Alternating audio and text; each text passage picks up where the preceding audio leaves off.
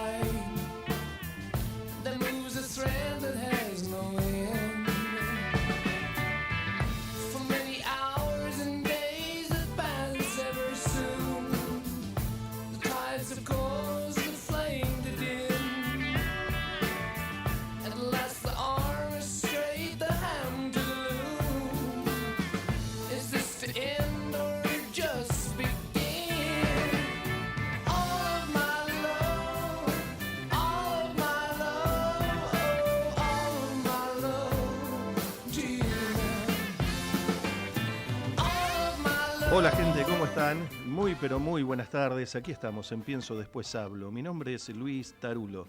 Hoy, si no nos traiciona, como digo siempre, la tecnología y todo sale de perillas, vamos a tener una entrevista única. Por supuesto, única por la persona y única por los temas que vamos a tratar y la profundidad.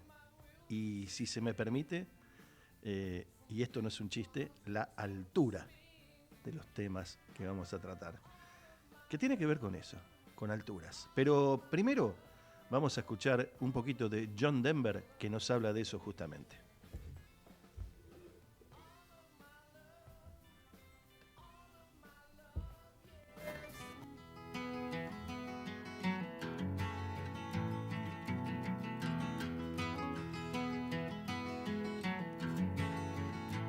He was born in the summer of his 27th year, coming home to a place he'd never been before. He left yesterday behind him. You might say he was born again. You might say he found the key for every door. When he first came to the mountains, his life was far away, on the road, hanging by a song. But the string's already broken, and he doesn't really care. It keeps changing fast, and it don't last for long. It's the Colorado Rocky Mountain High. I've seen it rain and fire in the sky. The shadow from the starlight is softer than a lullaby. Rocky Mountain High, Colorado. Rocky Mountain High, Colorado. He climbed Cathedral Mountains, he saw silver clouds below. He saw everything as far as you can see.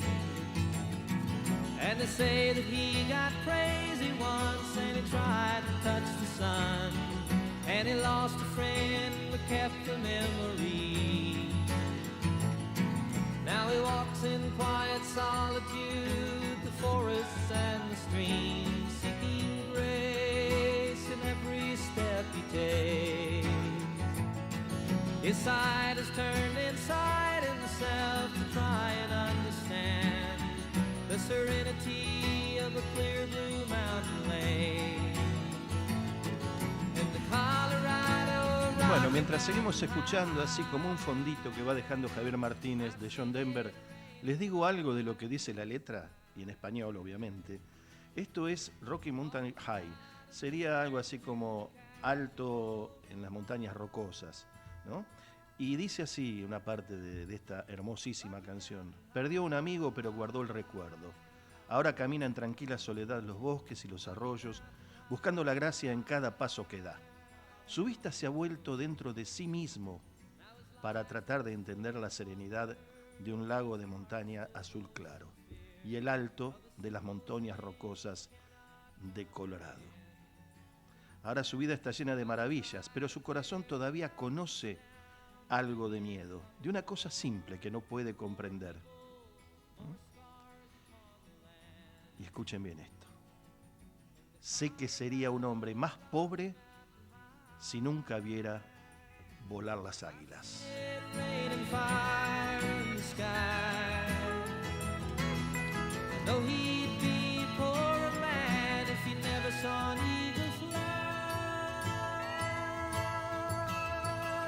Y ahí nos vamos con John Denver, o nos venimos para aquí a las 3:10 de la tarde de este lunes de agosto, un lunes desapacible, pero al que le vamos a poner este calor, con este amigo que apenas conozco, pero que ya lo siento un amigo en la profundidad del corazón, y leía justamente y puse a propósito esta canción porque es, creo, su vida.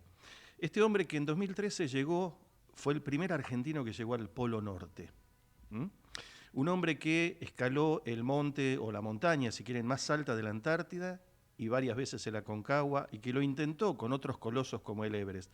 Pero ya estamos con él. Y quiero que me diga quién es Juan Venegas. ¿Cómo estás, Juan? Hola Luis, ¿cómo estás? Primero que nada, muchísimas gracias por la invitación, un placer y gracias por la introducción. No conocía esa canción y me pareció muy pertinente para el tema y toda mi historia, así que muy amable por el trabajo que te tomaste De en nada. buscar ese tema. De nada, de nada. Bueno, ¿quién es Juan Venegas? Contáselo a todo el mundo, porque yo lo conocí gracias a los amigos de La Pinta es lo de menos, del canal de la ciudad, donde está uno de mis compañeros de trabajo de toda la vida, Darío del Arco.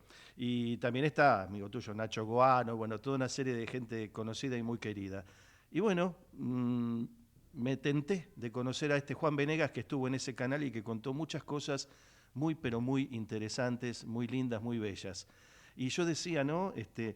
Sé que sería un hombre más pobre si nunca viera volar las águilas, y vos las ves volar siempre, o las has visto. Contanos, ¿quién es Juan Venegas? Mira, Luis, Juan Venegas, me cuesta autodefinirme porque algunos me dicen montañés por la actividad que he realizado. Claro. Este, pero básicamente me considero una persona que soy un desafiante de las alturas urbanas.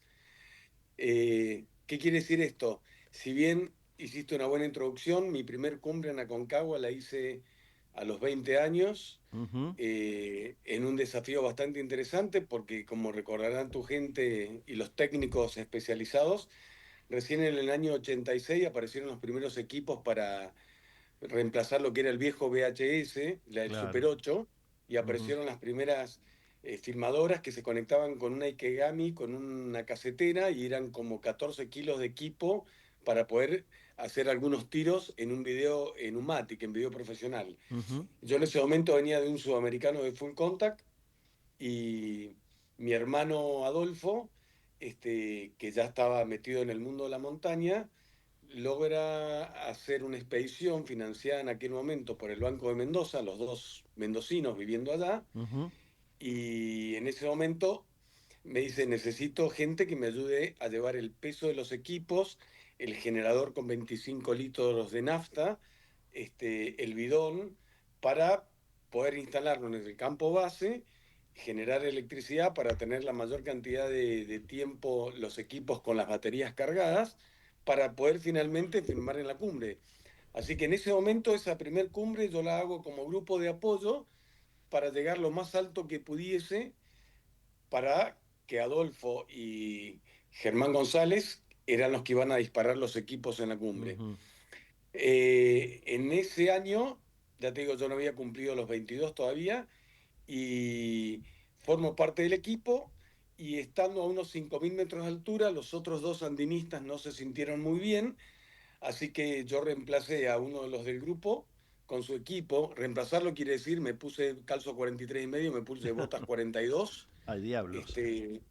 Y de ahí, de lo que se llama Berlín, 5400, atacamos la cumbre con Adolfo y Germán González, que era un chico que en ese momento trabajaba como cameraman del dueño de los equipos de video, y logramos hacer cumbre el 20 de diciembre de 1987 y filmar durante varios minutos, que eso se vio algo vez pasada en el programa Sí, de del televisión, sí. canal. Ujú. Así que eso fue realmente muy emotivo.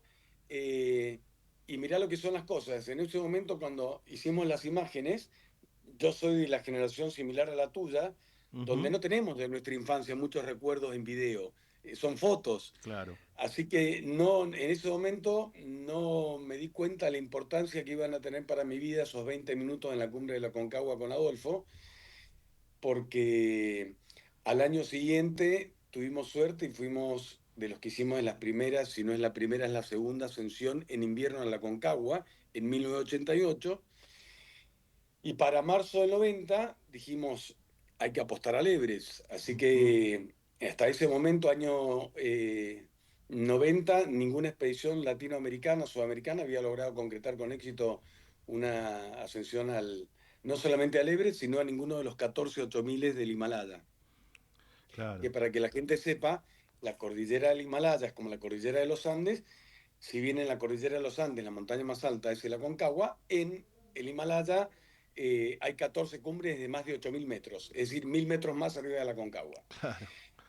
El- Y como te estaba diciendo, sí. uniéndolo, toda una charla aparte de lo que sería la Aconcagua en invierno en ese momento, pero esas imágenes de video me sirvieron para el resto de mi vida, una hora, porque 2 años más tarde, en marzo del 90, Adolfo haciendo una expedición con Eric Bender, un amigo de Nueva York, los dos de 26 años, intentan la Pared Sur.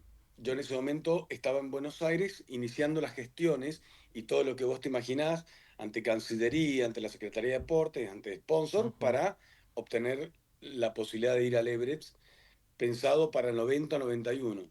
Lamentablemente, la Pared Sur, para que el público se dé una idea, es prácticamente una ruta vertical que tiene a su vez en las distintas partes de la montaña glaciares más grandes que el Perito Moreno, para los que Sí. voy tratando de ponerte ejemplos para que la Claro. gente grafique en la Claro, cabeza, claro. ¿no? Sí, sí, sí, sí, sí. Este, y bueno, es una ruta que, si bien tiene una dificultad técnica importante, lo más importante que tiene son las avalanchas. Y en la vida, como en todo, por más que uno tenga muchas condiciones y tenga muchos méritos y nos sentamos los vivos, contamos todos, necesitamos un factor suerte. Y en este caso, Adolfo y Eric no la tuvieron en algún momento de la ruta, nunca lo pude precisar con exactitud porque puedo entender la ruta que iban a hacer, pero les cayó una avalancha y desaparecieron los dos. Claro. Yo inmediatamente, a los 4 o 5 días que estimo que es que han tenido el accidente, empecé una búsqueda muy grande que duró prácticamente 3 meses, subiendo por distintas rutas en varias oportunidades, y no tuve suerte de encontrarlos. Entonces ahí va que te uno la posibilidad esta del video que significó mi mejor y último recuerdo con Adolfo, este, que después esa misma situación tan intensa como te la puedas imaginar después porque además de hermanos, el valor agregado era que éramos primero amigos y después hermanos. este, yo me quedé detenido en el tiempo, lo único que hacía era ir todos los años a ver si encontraba partes del cuerpo, Ujú. y recién en el año 2000 empecé a procesar todo esto y dije, bueno, vamos a empezar a cumplir los sueños que teníamos los dos juntos cuando éramos adolescentes, y así es que tuve la oportunidad de intentar el Everest en el 2001. En el año 2005 tuve la posibilidad de ser el primer argentino en la montaña más alta de la Antártida, que es el Monte Vinson, que tiene 5000 Sí. metros. Y en el año 2013 tuve la posibilidad de llegar por primera vez un argentino y creo que un latino a la latitud 9000, 90 norte, que sería el polo norte geográfico. Si me Y esperás en un el segundo, medio, sí. No, perdóname que Perdón. te interrumpo porque quería hacer un paréntesis con justamente la canción que había puesto, y que vos, como yo te escuché hablar en su momento y lo voy a decir al aire, y lo dijiste con tanta naturalidad después de todo un proceso y con algo que ustedes se amaban y aman.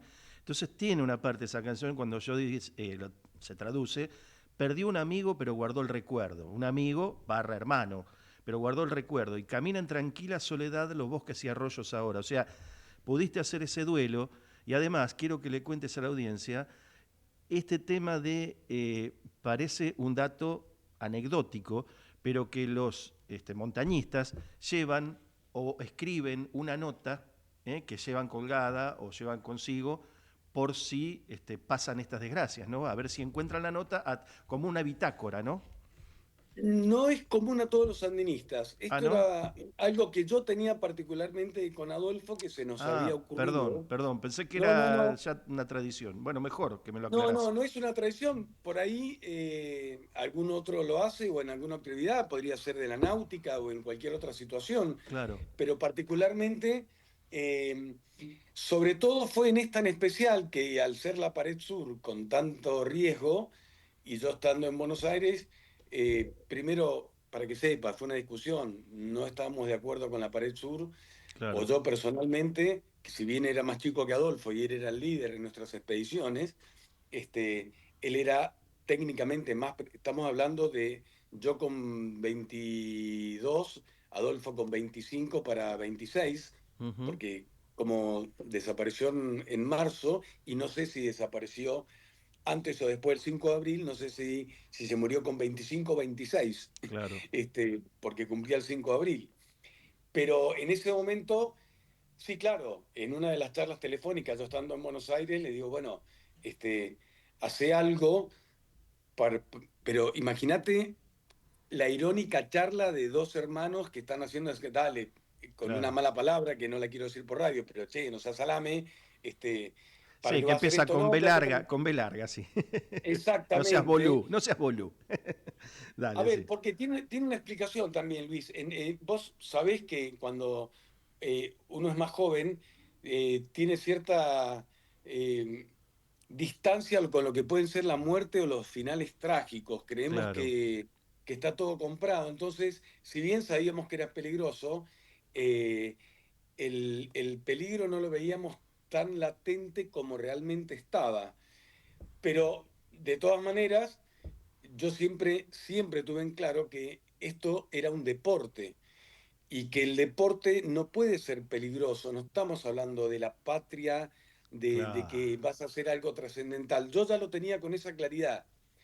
Eh, pero si yo hubiese estado seguramente en Mendoza en ese momento, con la disponibilidad de tiempo, seguramente, por una cuestión de camaradería, hubiese ido también con Adolfo a la Pared Sur y ese hubiese sido el destino de los dos. Pero para que, volviendo al tema que Ujú. querías que profundizara, sí, la idea era llevar una carta por las dudas, porque ha habido casos que te cae una avalancha y por supuesto te morís en el acto. Te puede caer un Xerax o un pedazo de hielo. Cuando te hablo de un Xerax, puede ser un pedazo de hielo como un auto Claro. que te cae encima y a lo mejor no te mata instantáneamente, pero te deja lo suficientemente herido para que no puedas seguir avanzando y a lo mejor te morís 2, 3 días más tarde. Entonces, si ese hubiese sido el caso, sabiendo que yo lo iba a buscar, hubiese sido interesante que me cuente cómo pasó sus últimos momentos. Claro. Entonces, ese era un poco el objetivo de la carta. Si él tuvo oportunidad de escribir esa carta, que no lo sé, porque no sé si tuvo tiempo o no, es lo que estoy buscando, porque alguna gente más querida te dice, no, pero buscar el cuerpo después de 35 años, si tiene sentido o no tiene sentido. Eh, por supuesto que hace 35 años tenía mucho más sentido el cuerpo que la carta, si te dijera de alguna manera. Van pasando los años, tuve la coincidencia de haber encontrado algún resto de alguna persona que le ha caído una avalancha y normalmente no termina en un solo pedazo porque esos mismos pedazos de hielo vienen bajando como cuchillos Van y muchas cortando, veces sí. te cortan. Ujú. Así que ojalá algún día se dé esa carta. De todas maneras, eh, Mirá, voy a tratar de unir esto a la profundidad de lo que estamos charlando. ¿Viste cuando en algún momento alguien te pregunta si te sentís solo o no te sentís solo en la montaña, en este tipo de actividades que claramente no Ujú. son como un partido de fútbol donde tenés una hinchada que te va alentando? Acá cuando metés un gol nadie lo festeja y Claro, cuando te pasa algo tampoco entra una ambulancia. Por lo tanto, toda tu motivación tiene que estar adentro tuyo porque no vas a recibir nada externo. En esa situación es que en algún momento yo decía, no experimenté la soledad o más soledad que seguramente vos, que sos un hombre que también has vivido un poco, según cómo tenías alineados los planetas emocionales, ujú, si estabas en pareja, no estabas en pareja, si estabas correspondido, ¿no? Por ahí te has sentido más solo acá en la ciudad o en la radio lleno de gente que a lo mejor en el medio de un bosque estando literalmente solo. indudablemente. Este, toda esa reflexión es la que no es lo mismo que yo te contaría si me hacías una nota a los 30, que a los 35, que a los 40, y como me la estás haciendo ahora con 59 años. Ujú. Eh, el orden de prioridades van cambiando y el tiempo, que es lo que yo siempre le abro a toda la gente que está pasando por un duelo, disfruten el duelo porque en algún momento la intensidad y la amargura va decreciendo y se empiezan a filtrar solamente las cosas positivas. Entre las cosas positivas que se filtran son los muy buenos recuerdos y lo que uno logró hacer con todo ese dolor, con esa nostalgia, o como quieras llamarle, ese sentimiento no correspondido en forma física, sino solamente espiritual, que te puede potenciar para hacer muchas de las cosas que yo logré hacer después. Claro. Así que, pero no me quiero ir solo en la charla, No, te no, doy la no. posibilidad a vos que me... No, por supuesto. Esto es un ida y vuelta y como te decía, el programa es tuyo, es de los invitados en general, y esa es la idea, ¿no? Y además pienso, después hablo. Entonces me pongo a pensar, no solo a filosofar, como diría Charlie, filosofía barata y zapatos de goma, pero a pensar un poquito en todo esto y que vos dijiste algo, y no me quiero olvidar de que me estabas por contar algo en el intermezzo, en la llegada al Polo Norte, que habías hecho algo, pero bueno, ahora quiero terminar con esto. ¿Sí? No me quiero, no, cuando me decías de esto de de los recuerdos Sí, pero vamos al tema ese de que vos me decías, porque si no después por ahí se nos pasa. Antes de llegar al Polo Norte y después nos vamos a meter en el Polo, ¿no? Desde ya porque es sí, sí, algo por supuesto que fundamental. es apasionante.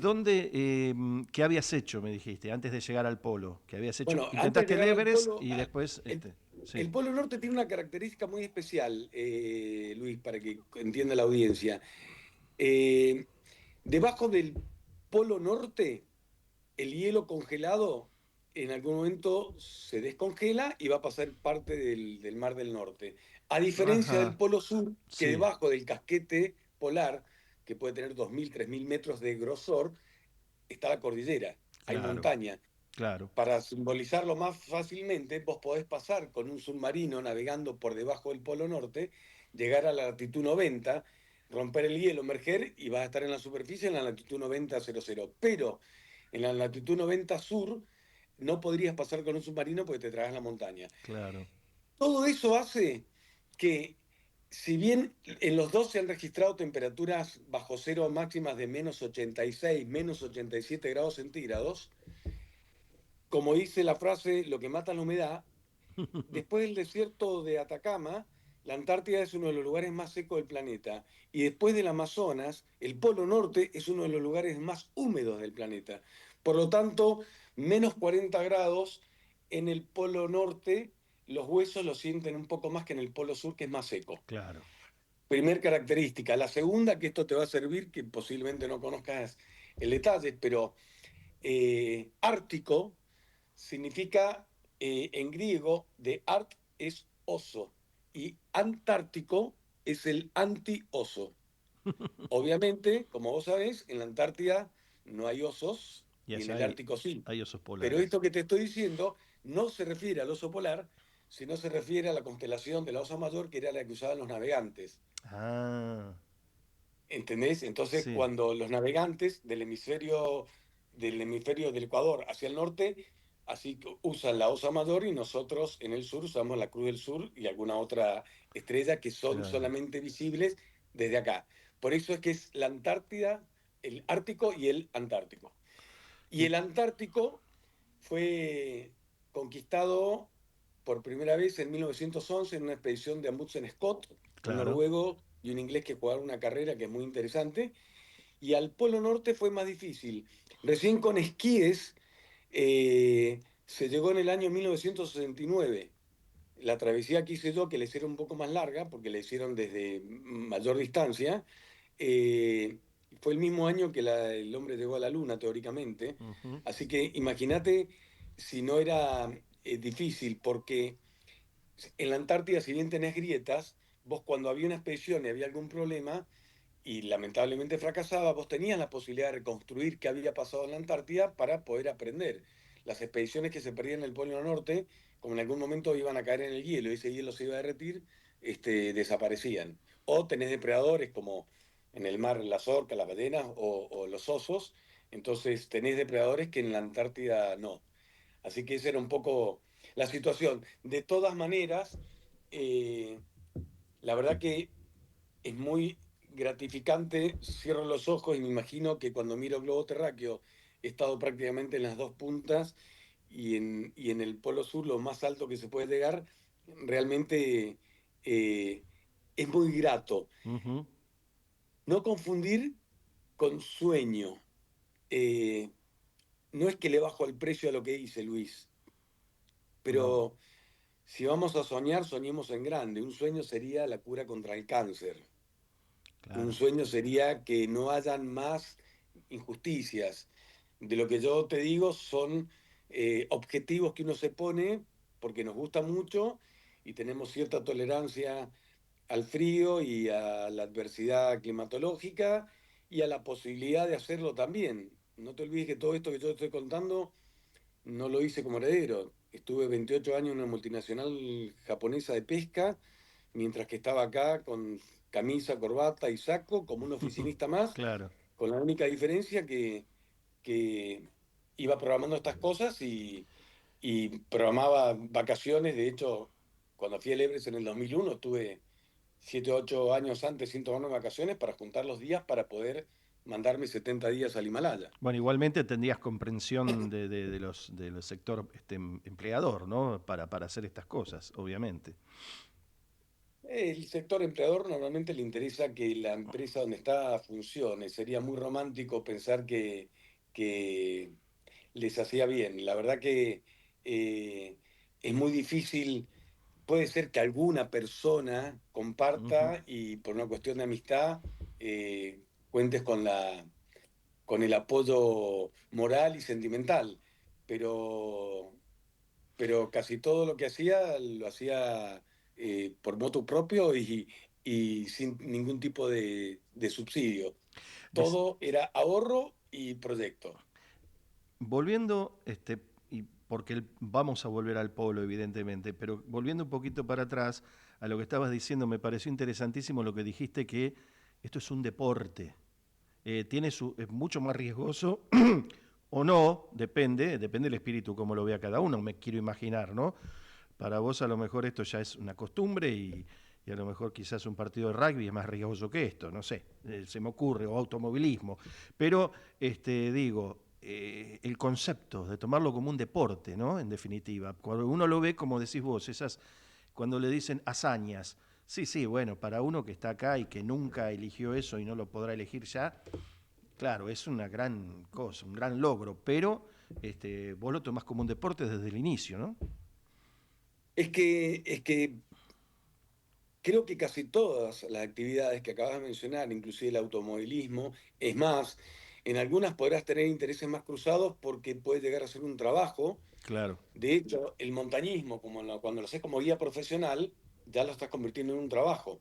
Ujú. Entonces, eh, ya cuando un reportaje tuyo, que es tu trabajo, tenés la posibilidad de que eh, entre un loco como cotidiano y te pegue un tiro, ya tendrías que replantearte si vale la pena el trabajo. Una cosa es recibir una bala por un ser que uno quiere, por una causa romántica, y la otra por plata. Claro. Entonces, una cosa es un amateur que corra en auto y donde sí, de hecho, muchas expediciones comerciales han tenido problemas porque tenés un sponsor que te pide que te lleves determinada estandarte a la cumbre, y a lo mejor sí, la ambición te cambia las cosas, pero eso puede pasar en cualquier orden de la Obvio. vida, Sí, ¿no? sí, sí, sí. Yo en lo personal tengo una frase que a veces suena chocante, pero estoy convencido que si uno es un salame en distintos aspectos de la vida, porque sos egoísta, porque sos mal llevado, porque sos malhumorado, porque no sos solidario, y cruzás el canal de la Mancha nadando, subís el Ebre, vas a ser un salame que subió el Everest y cruzó el canal de la Mancha nadando, o fuiste campeón de lo que quieras. Qué Es verdad. decir, la confusión es cuando uno cree que por destacarse en determinada actividad, no se lo creo a nadie. Y de hecho, si vos podés no hablarlo conmigo, porque al no haber sido famoso y millonario con este deporte, no es lo mismo que si te lo dice un tenista encumbrado o un jugador de fútbol. Pero la vida de verdad empieza casualmente cuando dejas de competir. Y ahí tenés que ver realmente de qué manera estás hecho, y qué pasa cuando se apagan las cámaras, y qué pasa cuando tenés que empezar a vivir la rutina de todos. Es más, eh, mm, yo soy un convencido que el trabajo es todo aquello por lo cual, si no lo hacemos, no comemos. Cuando seguimos teniendo una actividad que no es necesaria para comer, para la obra social y para necesidades básicas, te estás entreteniendo. Pero no me la confundan con un trabajo, porque es una falta de respeto a la gente que, si no hace una determinada actividad, no come, o no paga las expensas, o no paga el alquiler. Yo me... Entonces, Ujú. No, no, perdón, perdona, no, perdona. Me imagino también, eh, no sé, yo te digo desde mi pequeñez y yo no me dedico a estas cosas, obviamente, pero cuando uno, y hago analogías, a veces me gusta hacer estas analogías muy tiradas de los pelos, pero cuando uno se sube a un avión y ve desde allá arriba, desde 10.000, 12.000 metros, la inmensidad de la tierra, de los mares, etcétera, y dice, qué chiquito, qué pequeño que es uno, ¿no? Es una cosa al revés, ¿no? En vez de decir, que va, estoy en un avión, soy, no sé, millonario, viajo en avión. No, no. Si tenés los patitos en fila, como dijiste vos hace un rato, o lo diste a entender, este, eh, sentís tu pequeñez. Y me imagino que algo de eso debe haber en ustedes, ¿no? Que están allá arriba en esa soledad, que por ahí no es tal, ¿no? Pero te llena, te infla el espíritu, pero también decís, qué inmenso que es el mundo y qué chico que es uno, ¿no? querido Luis, te voy a contestar como harían los abogados. Tenés la mitad de la biblioteca que está de un lado y la mitad de la biblioteca que dice otra.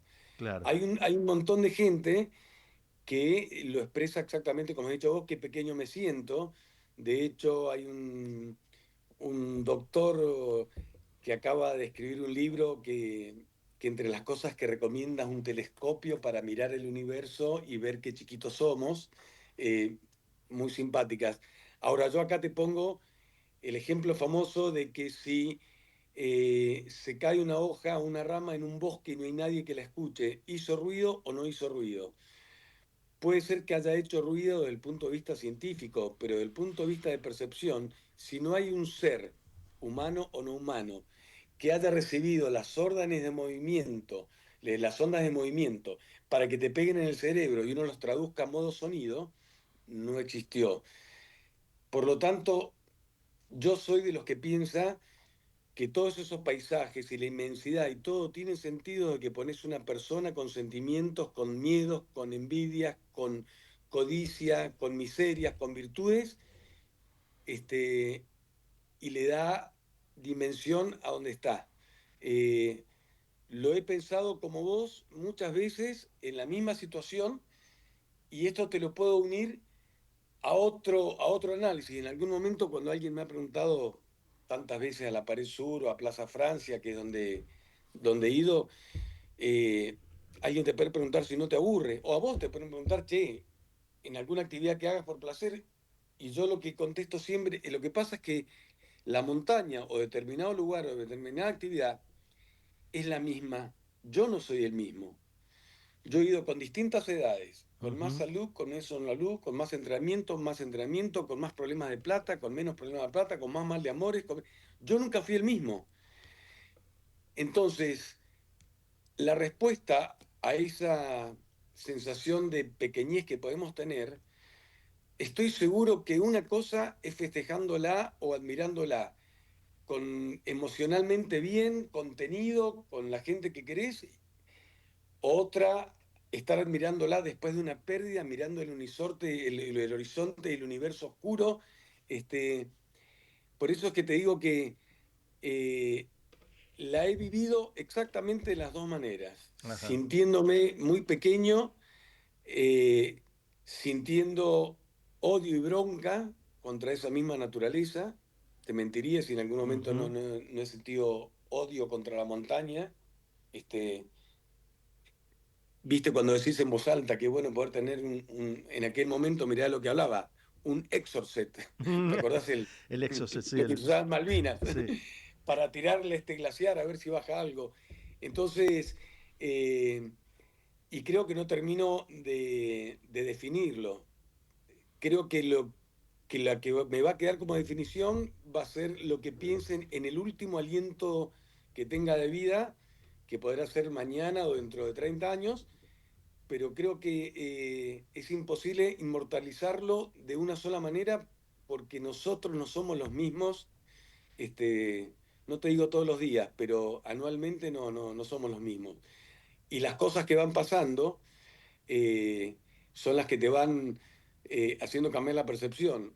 Y la que sí te puedo asegurar que esta no la he cambiado desde que empecé todas estas situaciones, que normalmente cuando hago una charla, obviamente para alguien que se mueve en el microcentro y la elevación más alta que tiene es una escalera mecánica en el subte, y cuando uno relata estas cosas llaman la atención. Pero yo que he tenido la oportunidad de hacer las dos, tengo mi libretita donde anoto lo que es un bravo de verdad. Y casualmente no somos los montañeses, no es un campeón de boxeo ni de la UFC, cosa que me encanta y he practicado, ni rugby, ni tenis. Es el que tenés al lado que sin joderle la vida a los demás trata de ser buena gente. Porque créeme que hay un montón de situaciones donde ha habido gente que se ha mandado rescates históricos, pero a lo mejor después acá en la ruta, si hay un accidente no paran. Claro. O tenés un pariente y no le dan la atención que deberían darla. Entonces, definime bravura, que todavía no lo puedo terminar de entender. Lo más cercano que yo entiendo a bravura es el desafío cotidiano, el de todos los días. Que vivir la vida es la expedición más larga que uno va a enfrentar, a no ser que te vayas 50 años seguidos y de expedición a la Antártida, porque si ya vas a vivir en las instalaciones militares, tu vida es como si te hubieses ido a Oslo, no es una expedición. Claro. Pero expedición es lo que vos te pasará, encuentros, desencuentros con hijos, con hermanos, con padres, con laburo, con traiciones, con noblezas, y ahí es donde realmente vamos a ver de qué estamos hechos y cuánto nos tiran abajo, o cuánto podemos manejar o no pagar con la misma moneda, o no copiarnos. Viste que normalmente dicen si la mayoría lo hace será porque tienen razón, y inmediatamente alguien te dice coma caca, millones de moscas no pueden estar equivocadas. Exactamente. Juan, te pido un minutito nomás, quizás, para hacer una pequeña pausa institucional y después seguimos hasta las 4 de la tarde. Dale. Que vos digas. Gracias, Luis. Quédate enganchadito ahí, gracias.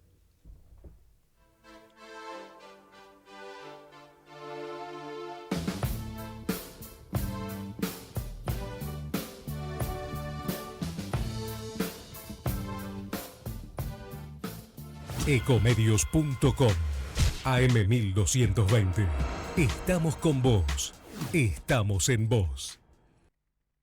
Ahora, visitar Catamarca es más fácil que nunca. Te presentamos Visit Catamarca, la nueva plataforma donde podés planificar tu viaje y comprar paquetes y experiencias directamente de agencias y prestadores. Entra a Visit Catamarca y empezá tu próxima aventura. Catamarca, más que un paisaje, todos. Catamarca, hermosa por naturaleza. Ministerio de Cultura, Turismo y Deporte. Informate en ecomedios.com. Seguinos en TikTok, @ecomedios1220.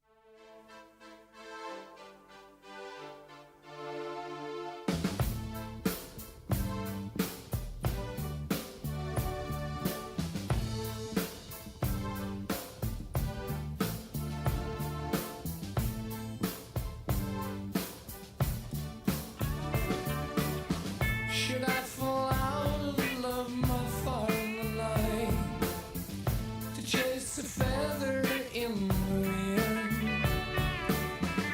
Within the glow that weaves a cloak of delight.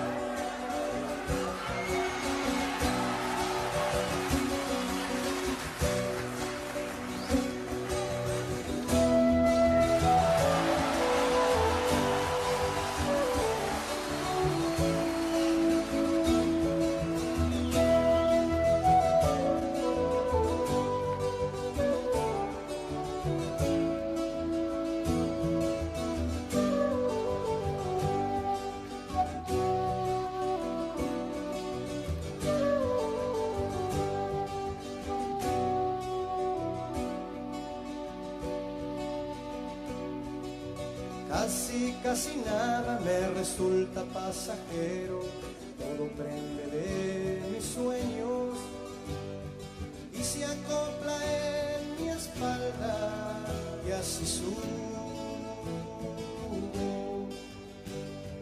muy tranquilo la colina de la vida. Nunca me creo en la cima o en la gloria, eso es un gran fantasma creado por generaciones pasadas, atascado en el camino de la vida.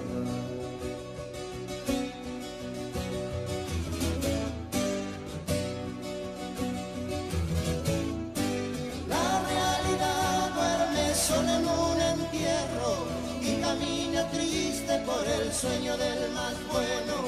La realidad baila sola en la mentira y en un bolsillo tiene amor y alegrías. Un dios de fantasías, la guerra y la poesía.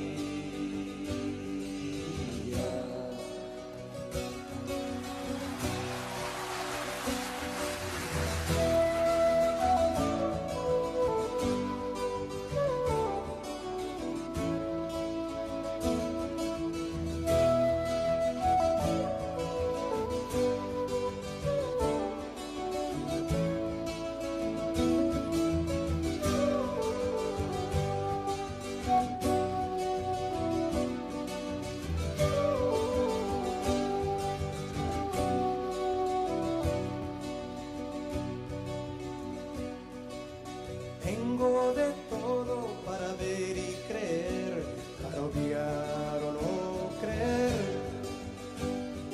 Y muchas veces me encuentro solitario, llorando en el umbral de la vida. Busco hacer pie en el mundo al revés, busco algún buen amigo para que no me atrape algún día, temiendo hallar la muerta a la vida. Bueno, y ahí estaba León Gieco y todo tiene que ver con todo. Por eso lo elegimos también, La colina de la vida. La realidad baila sola en un entierro, pero en un bolsillo tiene amor y alegría. Y ahí está, ¿no? Y ahí está lo que recién nos decía Juan Venegas, encontrarle a la vida un sentido, desde las alturas o desde el llano. Juan, nos reconectamos y seguimos con esta hermosísima charla. A ver, te quería preguntar, y ya para aprovechar esos 10 minutos que nos quedan, el tema del polo, ¿no? El polo y ver varias variantes, valga el juego de palabras, de lo que viviste allí. Ahí estabas en la cima del mundo, digamos, ¿no? Si uno lo ve desde acá abajo, en la cima del mundo. Y contame, ahí qué hay, porque ahí están todos los usos horarios, ¿no? Y ahí es algo muy, muy loco lo que se puede llegar a vivir. Es muy gracioso, Luis, porque, claro, cuando vos llegás a la latitud 9000, si te quedás parado, Claro, dejás un pie quieto y girás alrededor de tu cuerpo, le diste la vuelta al mundo porque claro, pasaste por todos los usos horarios. claro. Entonces, obviamente es una payasada que cuando llegás tenés que hacerle y darle la vuelta al mundo. Pero Pero bueno, la verdad que, la verdad que es fantástico. Mirá, es literalmente un desierto de hielo donde en algunos momentos te encontrás con repisas. Repisas, me imagino, imagínate una pared de 2 3 metros, porque hay placas que por las corrientes marinas chocan contra otras placas, se montan y ajá, generan un relieve. Que a todo esto vos vas arrastrando un trineo, que en ese trineo llevas la benzina para poder derretir el hielo, para poder fabricar agua, para poder cocinarte, las carpas y demás elementos para soportar la expedición. Los esquíes tienen una suerte de piel de foca debajo, ujú, cosa que vos para un lado, cuando haces la tracción, se despeina la piel de foca, se agarra el hielo y el otro esquí lo desplazás. claro. Eso se hace con esquí de fondo. Eran marchas de aproximadamente durante 14 días de 5 o 6 horas por día, con descansos. Los descansos es, te parás al lado del trineo, te sentás y sacás alguna comida que te das puesta en la ropa, saber que puedes ir permanentemente con 20 o 25 y si tenés viento, más grados bajo cero. Por lo tanto, cualquier elemento un poco húmedo que tengas se va a congelar. Tenés que tener muy buenos dientes para morder tus barritas de cereales si te quedó en un bolsillo expuesto. De hecho, normalmente el sol lo teníamos a unos 20 grados y del lado que nos daba el sol se sentía cierto calorcito y del lado que te da la sombra por tu mismo cuerpo va con estalactita de hielo. Ujú, La diferencia, como ya te expliqué rápidamente, eh, con respecto al polo sur, que es mucho más seco, en las montañas o en donde hay ambiente seco se usa el duvet, que es la pluma de ganso, claro. que genera cámaras de aire y te abriga, versus el polo sur, que no, son muchas capas de ropa, el duvet se va a humedecer y se va a pelmazar en algún momento, por lo tanto tenés que llevar varias capas de ropa. Me pasó en un momento la pesadilla de este tipo de expediciones, que te acordás cuando los dibujitos animados del coyote se paraba arriba de un vidrio y sentía que se trizaba y se caía al precipicio. Sí, Bueno, debo haber puesto la misma cara de señor Acme, porque en un momento yo venía primero en este tren de 7 y peso 100 kilos con el equipo, debe haber sido un poco más, y de repente se triza el hielo, pero como estaba con esquíes, fue como el esquí acuático, te hundís en cámara lenta. claro. Y yo decía, no me puedo venir a morir acá. Así que llevaba una de las piquetas por las cuales ya con el agua al cuello logro hacerme firme en un borde con La hielo. clavas en el hielo, claro. ¿Y qué pasa? Mis compañeros buscan el hielo más grueso, se desarma la fila, me tiran una cuerda y me trataban de sacar del agua. Y yo con el mismo peso del cuerpo y todo mojado, agarraba las capas de hielo y hacía como una suerte de rompehielo, como si fuera un barco. Iba Claro. rompiendo el hielo y no lograba salir del agua. Así que como alrededor de los 15 minutos finalmente fui rompiendo hielo hasta el hielo se puso más duro y ahí pude salir del agua. Hasta ese momento sin frío, totalmente concentrado en lo que tenía que hacer, pero el lugar donde íbamos a hacer campamento lo íbamos a hacer más o menos a un par de horas donde el hielo tenía una capa más gruesa, porque hay momentos donde realmente el hielo puede tener 2 3 centímetros y vas caminando como si fueras en gelatina, Claro. en tensión superficial, se va moviendo todo. Y bueno, hice velocidad Mach 1 al trote, literalmente, hasta poder llegar al lugar donde armé la carpa, saqué la bolsa de dormir, me metí adentro y debo haber estado tiritando, que parecía el exorcista, se me daba vueltas así la espalda de los temblores, Terrible. una hipotermia absoluta, hasta que más o menos a los 30 minutos el cuerpo entendió que ya había pasado el peligro y me recuperé. Eso fue el segundo día. Y, y decime, Pero, perdón. sí, no, una cosita, la posta, ¿cómo fue?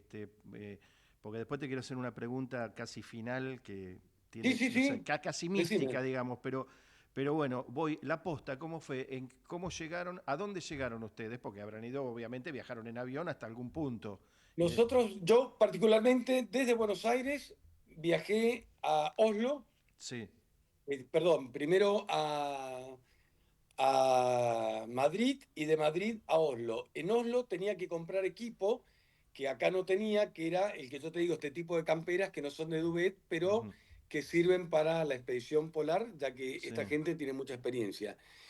Y de Oslo me trasladé a Tromsø, imagínate, la última ciudad al norte de Noruega, Ujú. y de ahí sí, en un avión, a las 4 horas aterrizamos más al norte, ya en el Círculo Polar Ártico, en una isla que se llama Svalbard.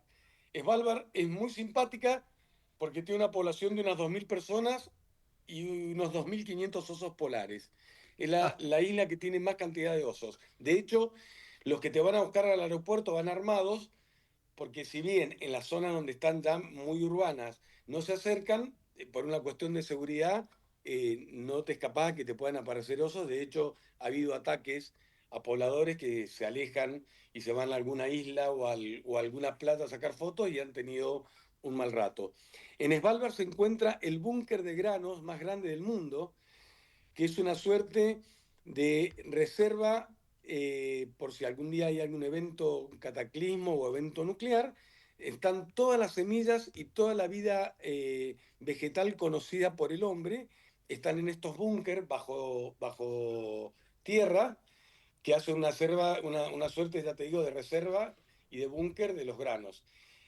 Fue una isla muy simpática porque hay minas de carbón. De hecho, los nazis la bombardearon en la Segunda Guerra Mundial para evitar la producción de carbón que exportaban los noruegos a los países que no eran del eje, por y supuesto. de ahí O ustedes sea que, partieron hacia el polo después.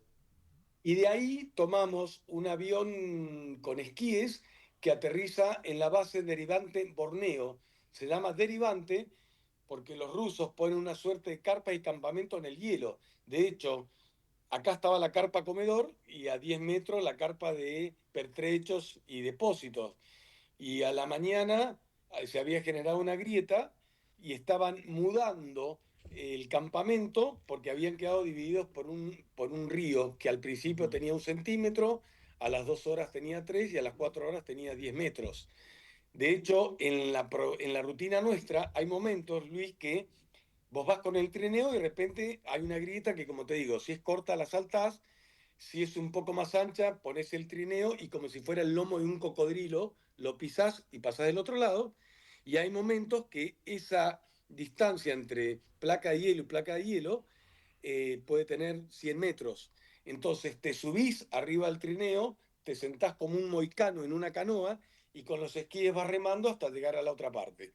Esa es una de las tantas cosas que te Juan, pueden pasar. Juan, perdóname, vos sabés que estás muy acostumbrado a los medios y a las charlas motivacionales, etcétera, y sabés lo de los tiempos. Entonces, Por me supuesto. queda 1 minuto y medio más o menos, y yo sé que es una pregunta para hablar toda la vida. Digo, no sé si sos creyente o no, pero no importa. Te pregunto, cuando estabas ahí en el polo, solo con tus compañeros de expedición, pero bueno, en un momento de introspección, te hago una pregunta muy básica de una persona que nunca vivió esa experiencia, pero que se sintió Ujú. cerca de Dios en algún momento por diversas circunstancias. ¿Vos te sentiste cerca de Dios, más cerca de Dios ahí? Eh, soy bautizado porque era chiquito, me agarraron de chiquito, de más grande no me agarran. Soy bastante agnóstico, muy respetuoso de todas las religiones Sí. porque yo no tengo nada mejor para darles más que mis dudas, entonces el que cree en algo se lo fomento y le digo que se aferre. Con respecto a tu pregunta, te la voy a tratar de hacer muy simple porque yo de lo que hago no hago circo y no hago show. No. Esa pregunta me gustaría que me la hagas de nuevo y me digas dónde te has sentido más cerca de Dios. Y yo te podría decir corriendo en Palermo con mi señora. No hace falta irse al polo. No hay que darle un valor agregado o, si pudiéramos ponerle, hacer un show de lo espiritual, porque lo espiritual es tan espiritual y tan profundo que no necesita condimentos, no necesita ni el hielo, ni... Si vos realmente sos un tipo que tenés, hablando de religión, la palabra del sembrador, que tirás semillas en tierra fértil y crecen, si vos vas a ser una persona capaz de recibir semillas de espiritualidad y que crezcan, te van a crecer en la cola de un banco. Exacto.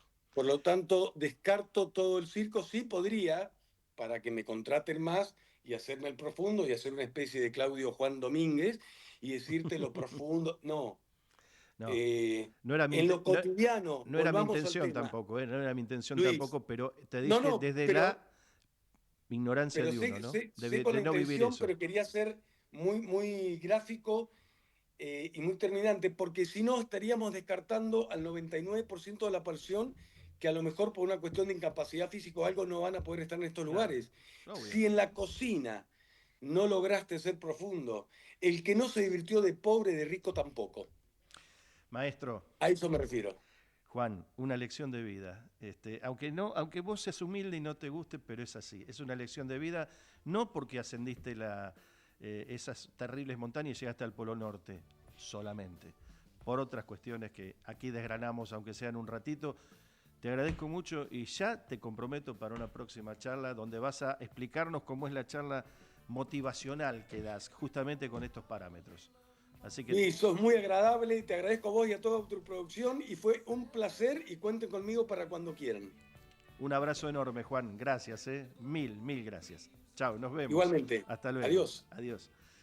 Juan Venegas, bueno, ya ustedes lo escucharon, lo vieron, montañista, andinista, expedicionario al polo, bueno, llámenle como quieran, pero un hombre que es pura vida, la verdad, una de las charlas más lindas que tuve en este ciclo. Bueno, nos vamos. Gracias, Maro Nasinovich, por este minutito que te robé. Y te dejo ahora con tu programa, La Bisagra. La Bisagra y Marito Nasinovich.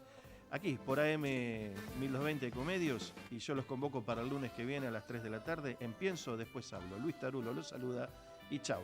No tengo ninguna duda de que van a intentar, por lo menos, ser felices. Chao. Ante la llegada del frío, es importante protegerse de la gripe. Si estás embarazada, vacunate. Si tu hijo tiene entre 6 y 24 meses, vacunalo. Si tenés 65 años o más, vacunate. Saca turno en buenosaires.gov.ar/gripe. Buenos Aires Ciudad. Desde Buenos Aires, transmite LRI 224, AM 1220, Ecomedios.